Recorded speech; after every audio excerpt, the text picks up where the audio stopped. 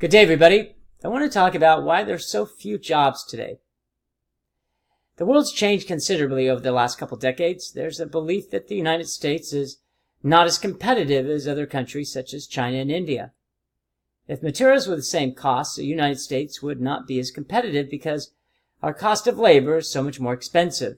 Therefore, there has to be some reason why you would manufacture something in the United States if the cost of labor is so much more.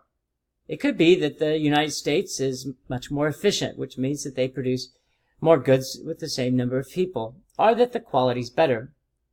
Neithers appear true, though. In fact, the widening disparity between the costs of employing someone in the United States and other countries is increasing. And it's not just the hourly wage.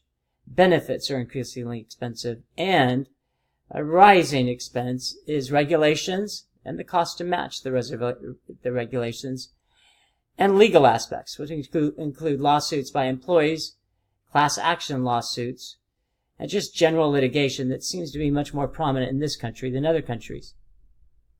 The main reason jobs haven't grown as much over the last 10 years is because organizations, both here and abroad, have become more efficient. It's not just that the wages are cheaper overseas, it's just that organizations can now produce more with less. They can produce the same number of goods and services and with fewer people. We see organizations spend more money on new equipment and technology so that they can hire fewer workers. And besides, jobs have been moving overseas since the 1980s, so it's definitely not a new phenomenon. There's pressures to lower the cost for the American worker, to become more efficient in the way we use our resources. Companies will continue to resist expanding unless the market absolutely demands that they build more products or offer more services. Instances where we would need more employees. Here's one statistic that may cause pause to anyone thinking about making a product. Labor generally accounts for about 65% of the total cost to build a product or a service. Companies will do just about anything to reduce the labor cost because that is where the profit potential would be. If they can reduce labor costs, they can increase their profits. If labor costs were less, then companies would also be more willing to invest more in hiring employees. It's just too expensive to hire employees today. The United States has focused their attention on reducing costs in order to be competitive.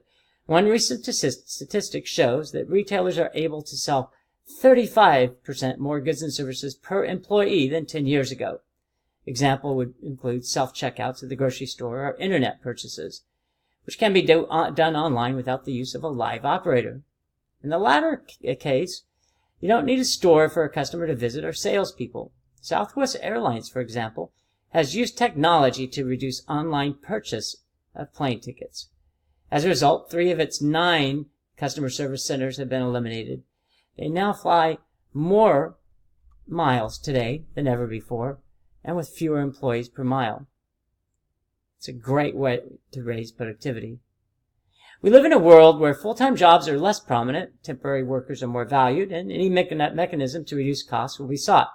Employees can still profit in such an environment, mainly because those that seek and maintain the most valued knowledges and skilled will be highly prized and compensated in the workplace.